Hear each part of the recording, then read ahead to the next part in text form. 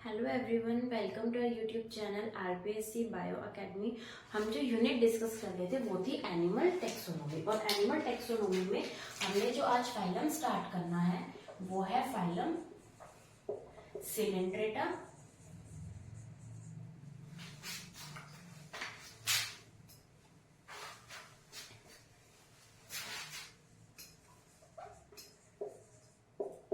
और phylum Cnidaria. Phylum Coelenterata and phylum Cnidaria को हम आज डिस्कस करने वाले हैं। ठीक है, तो फाइलम सिलेंड्रेटा और निडारिया क्या है इसके अंदर, सबसे पहले हम इसकी थोड़ी फैक्चुअल नॉलेज लेते हैं, फिर हम इसको समझेंगे। ठीक है, अगर फैक्चुअल नॉलेज की बात की जाए तो सबसे पहले बात आती है कि वर्ड सिलेंड्रेटा किसने दिया। सिलेंड्रेटा वर्ड किसने दिया है, तो ये वर्ड दिया है ल्यूकार्ट ने। ये वर्ड दिया है ल्यूकार्ट ने। और वर्ड निडारिया, वर्ड निडारिया किसने दिया है, तो ये वर्ड दिया है हैडस्टेड ने। ये वर्ड दिया है हैडस्टेड ने, और कहीं कहीं पर क्या लिखा होता है, हाइमन। ठीक है, तो ये वर्ड दिया है, मेनली हम नाम लेंगे हैडस्टेड ने। और सिलेंड्रेटा वर्ड किसने दिया है, ल्यूकार्ट ने। ठीक है, उसके बाद हम डिस्कस करते हैं कि स्टडी ऑफ सिलेंड्रेटा क्या कहलाता है। स्टडी ऑफ सिलेंड्रेटा या फिर निडारिया,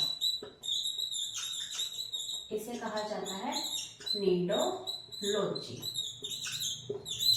इसे कहा जाता है नीडोलॉजी।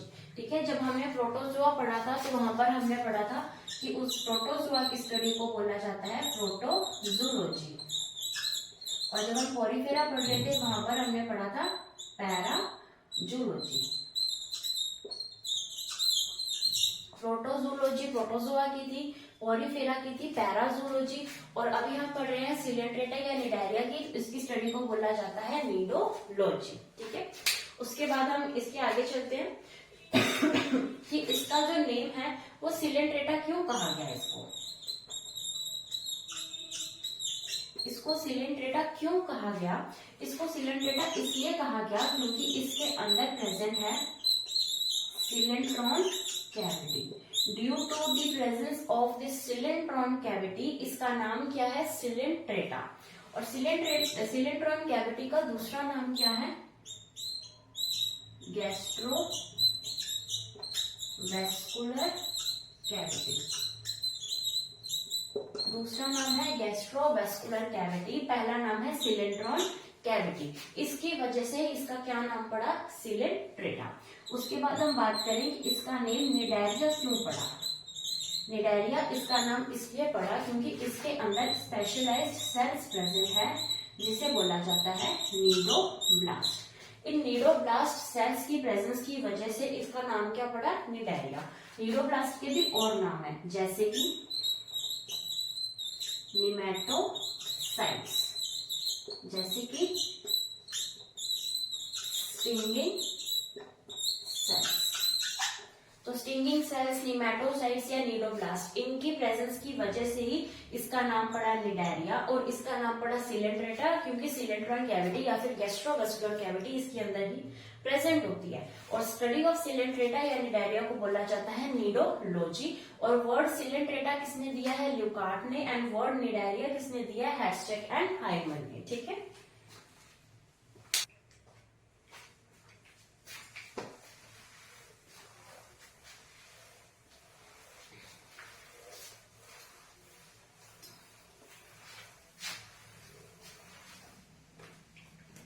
अब हम पढ़ते हैं important characters of phylum Coelenterata.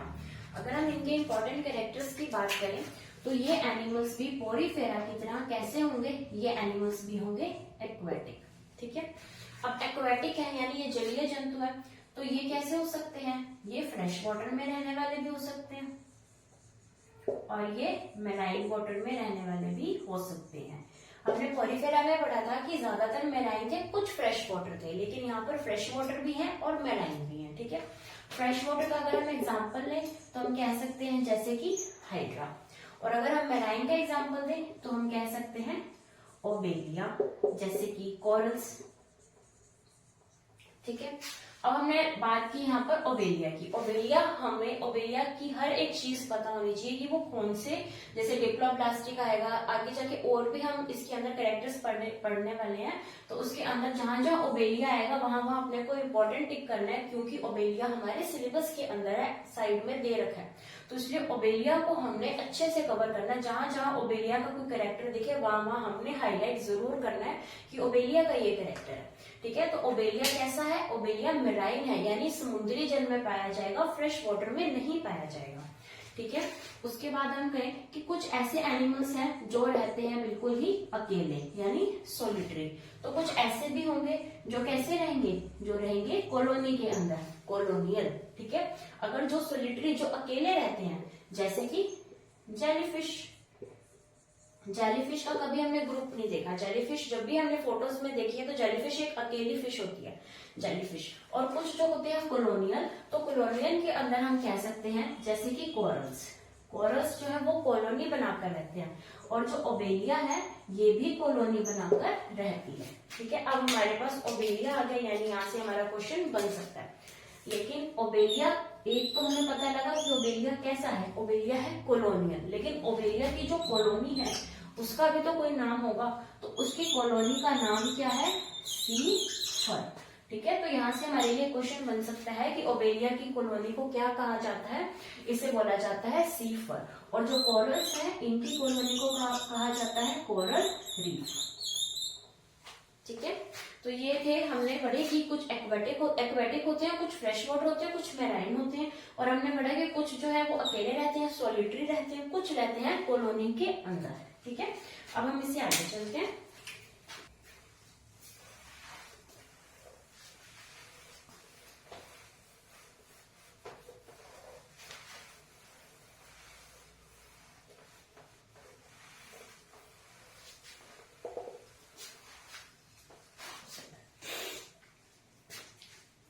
अभी हम डिस्कस करेंगे इनका बॉडी ऑर्गेनाइजेशन कैसा है।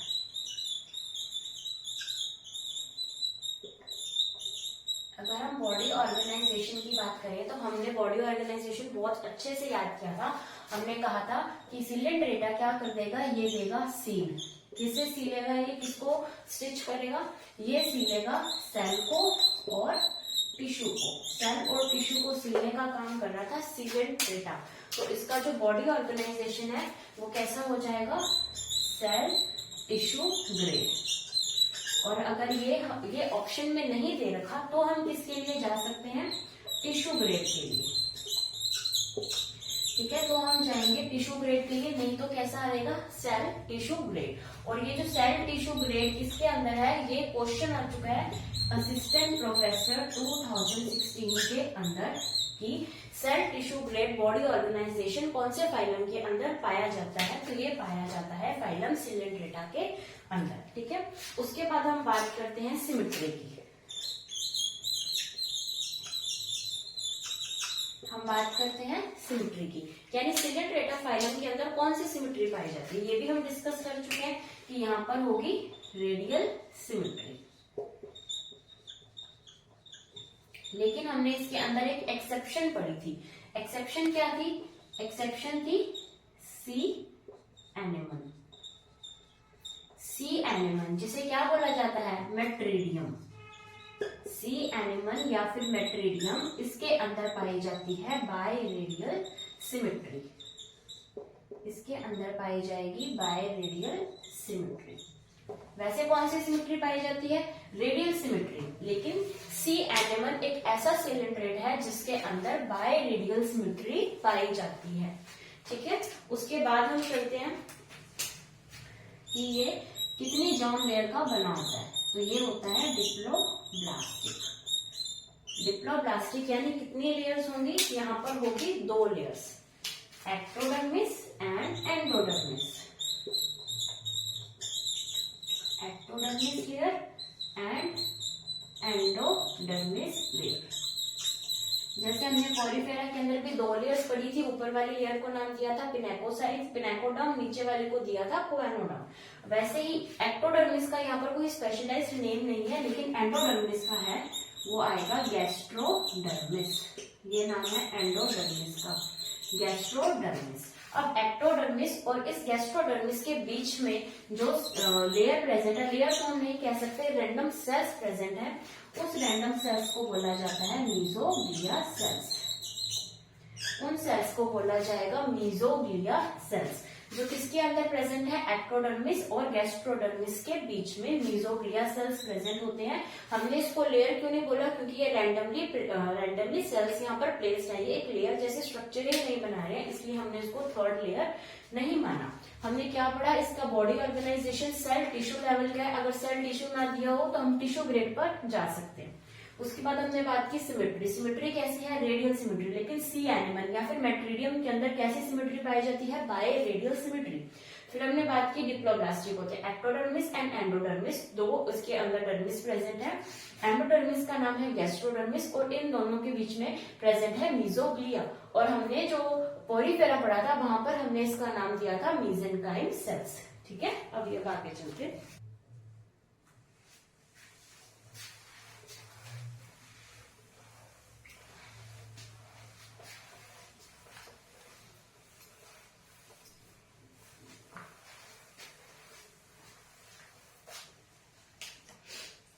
डिस्कस करते हैं इसका बॉडी प्लान।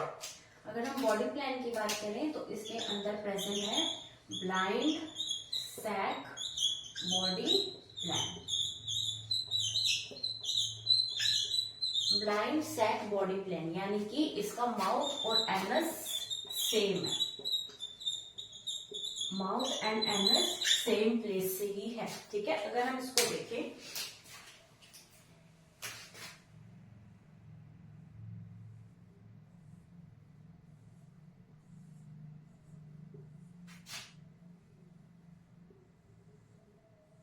तो ये कुछ इस तरीके की इसकी स्ट्रक्चर होगी, इसे बोला जाता है माउथ, और यही क्या काम करती है, एनस का भी। क्यों, क्योंकि ये कैसी है, यहाँ पर है ब्लाइंड सैक बॉडी प्लान। ठीक है, ये क्या है इसके अंदर, ये है इसके टेंटिकल्स।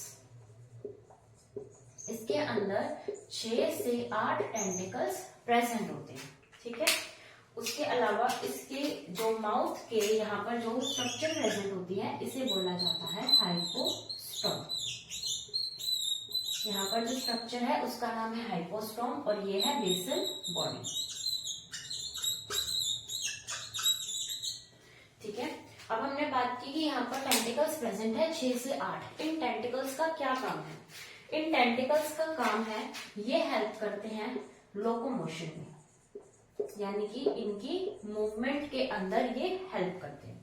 टेंटिकल्स का काम है फूड इंजेशन में, यानी अगर इनको फूड दिखता है आसपास तो ये फूड को अपने माउथ के पास लाने में, फूड को इंजेशन करने में भी हेल्प करते हैं। और किस में हेल्प करते हैं, ये करते हैं लोकोमोशन में। और ये क्या करते हैं, ये करते हैं प्रोटेक्शन।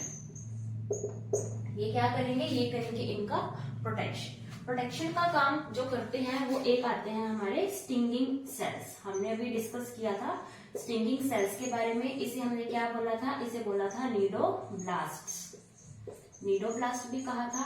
और हमने इसे बोला था निमेटोसाइट्स। ये भी डिफेंस का यानी कि प्रोटेक्शन का काम करेंगे। कैसे, ये जो स्टिंगिंग सेल्स या नीडोब्लास्ट सेल्स हैं ये रिलीज करते हैं हिप्नोटॉक्सिन। एक पॉइजनस सब्सटेंस हिप्नोटॉक्सिन रिलीज किया जाता है स्टिंगिंग सेल्स, नीडोब्लास्ट या फिर निमेटोसाइट्स के द्वारा। ये किसका बना होता है, ये बना होता है फिनोल प्लस प्रोटीन का। ये फिनोल एंड प्रोटीन का मिलकर बना होता है ये हिप्नोटॉक्सिन। और ये हिप्नोटॉक्सिन कैसा है, ये है एक पॉइजनस सब्सटेंस। तो ये किसके अंदर काम करेंगे, ये काम करेंगे प्रोटेक्शन के अंदर। ये क्या करेंगे, प्रोटेक्ट करेंगे इसे। ठीक है, तो ये काम था स्टिंगिंग सेल्स का। और जो टेंटिकल्स हैं, टेंटिकल्स के अंदर स्टिंगिंग सेल्स का नंबर बढ़ जाता है। टेंटिकल्स के अंदर स्टिंगिंग सेल्स का नंबर ज्यादा होता है with respect to other body parts. ठीक है, उसके बाद अगर हम बात करें कि टेंटिकल्स, टेंटिकल्स का क्या काम है। टेंटिकल्स का काम हमने बोला कि प्रोटेक्शन में है। कैसे, ये क्या करते हैं कि अपना जो एक टेंटिकल है उसको शूट आउट कर देते हैं, यानी वो यहाँ से निकलकर बाहर चला जाएगा। और उसको शूट आउट होने में जो टाइम लगता है वो लगता है 0.2 से 0.4 सेकेंड। 0.2 से 0.4 सेकेंड के अंदर ही ये शूट आउट होकर बाहर चला जाएगा और विद इन 48 आवर्स के अंदर नया टेंटिकल बन जाएगा। नया टेंटिकल कितने टाइम में बनेगा? 48 आवर्स के अंदर इसकी जगह पर एक नया टेंटिकल आ जाएगा। ठीक है। और हमने बात की थी स्टिंगिंग सेल्स, नीडोब्लास्ट, नीमैटोसाइट्स, इनकी फॉर्मेशन कौन करेगा? इनकी फॉर्मेशन जो होती है, इनकी फॉर्मेशन होगी, they are formed by Leydig cells. They are formed by Leydig cells. जैसे हमने पोरिफेरा के अंदर पढ़ी थी आर्कियोसाइट सेल्स। आर्कियोसाइट सेल्स को हमने क्या बोला था? दीज आर टोटिपोटेंट सेल्स, यानी टोटल पोटेंशियल है to regenerate the whole body, यानी कंप्लीट बॉडी को बना सकते हैं। टोटिपोटेंट सेल्स थे क्या? कौन थे? आर्कियोसाइट्स, पोरिफेरा के अंदर। वैसे ही सिलेंट्रेटा और निडारिया के अंदर लेडिक सेल्स कैसे हैं? ये हैं टोटिपोटेंट सेल्स, यानी ऐसे सेल्स जो कंप्लीट ऑर्गेनिज्म को बना सके, यानी किसके अंदर हेल्प करेंगे? रीजनरेशन के अंदर हेल्प करेंगे। और ये और क्या बनाते हैं? स्टिंगिंग सेल्स, नीडोब्लास्ट या नीमैटोसाइट्स। जो हमने वहां पर पढ़े थे आर्कियोसाइट्स, हमने तब पढ़ा था कि वो स्पर्म एंड ओवम की फॉर्मेशन में भी हेल्प करेंगे। वैसे ही ये किसके अंदर हेल्प करते हैं? स्टिंगिंग सेल्स की फॉर्मेशन के अंदर। ठीक है।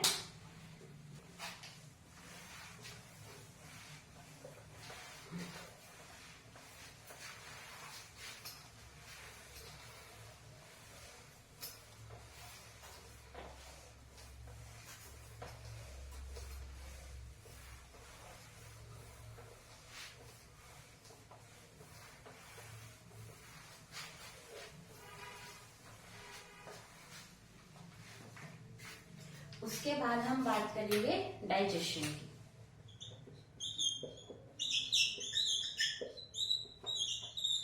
हमने प्रोटोजोआ और पोरिफेरा दोनों में डाइजेशन कैसा पढ़ा था? इंट्रासेलुलर। उन दोनों में हमने कैसा पढ़ा था? इंट्रासेलुलर। लेकिन सिलेंट्रेटा या निडारिया के अंदर इंट्रासेलुलर के साथ साथ एक्स्ट्रा सेलुलर भी देखने को मिलता है।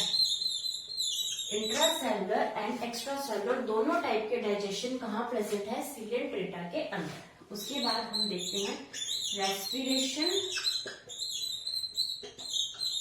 And excretion. Respiration and excretion की अगर हम बात करें तो हमने फाइलम पोरिफेरा के अंदर कहा था कि रेस्पिरेशन एंड एक्सक्रीशन होगा थ्रू जनरल बॉडी सरफेस। उसी तरीके से यहाँ पर भी कैसे होगा? Through general body surface, respiration and excretion. और एक्सक्रीशन कैसा होगा? अमोनिया से, यानी अमोनोटैलिक होते हैं ये।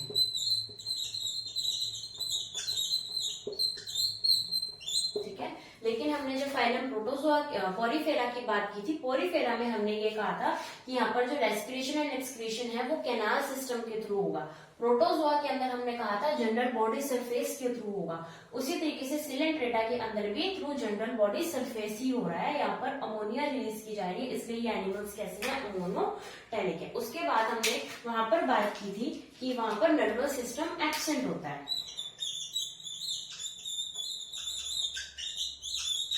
वहां हमने बात की थी नर्वस सिस्टम एब्सेंट होता है, लेकिन यहाँ पर नर्वस सिस्टम होगा प्रेजेंट। किस तरीके से होता है उसे हम अभी डिस्कस करते हैं।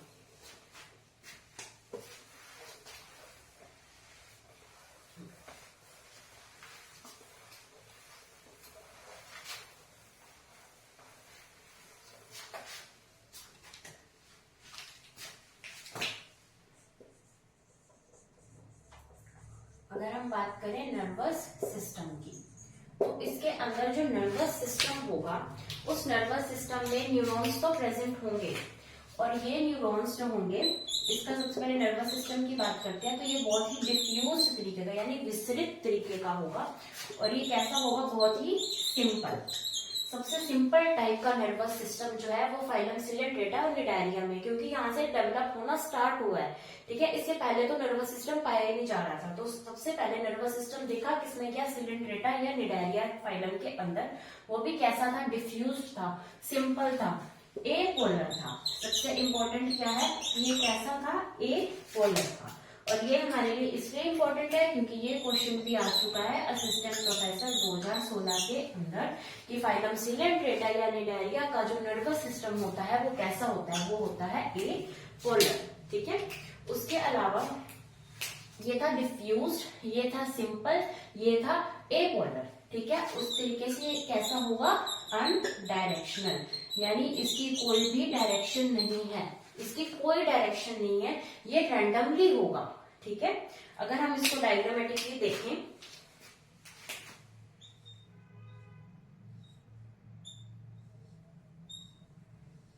हम ऐसे जनरल सा अगर डायग्राम बनाकर देखें तो इसके अंदर जो इसका नर्वस सिस्टम होगा वो इस तरीके से, यहाँ पर न्यूरॉन्स जो हैं वो बहुत ही रैंडमली प्रेजेंट होंगे और बहुत ही डिफ्यूज यानी विस्तृत तरीके का पाया जाएगा।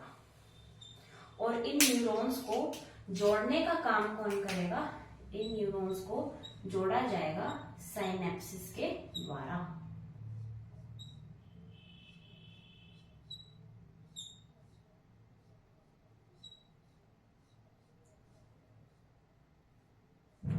ये था इसका इस डिफ्यूज टाइप का नर्वस सिस्टम, और ये जोड़ते एक दूसरे से न्यूरॉन्स जुड़ेंगे कैसे, साइनेप्स के द्वारा।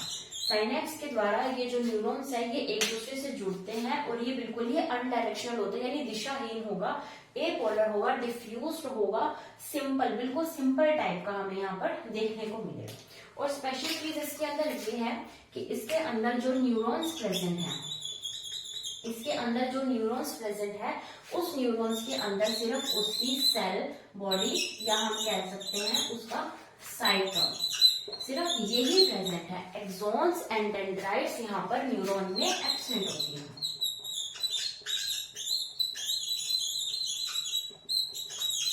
एक्सॉन्स एंड डेंड्राइट्स इसके अंदर नहीं पाई जाती, ये सिर्फ सेल बॉडी या फिर साइटोन का ही बना होता है न्यूरॉन। ठीक है, तो ये हमने पढ़ा इसका नर्वस सिस्टम के बारे में। अब हम इस लेक्चर के लिए इतना ही, नेक्स्ट लेक्चर के अंदर हम फाइलम सिलेंट्रेटा को खत्म करेंगे। आप वीडियो को लाइक कीजिए, चैनल को सब्सक्राइब कीजिए। Thank you.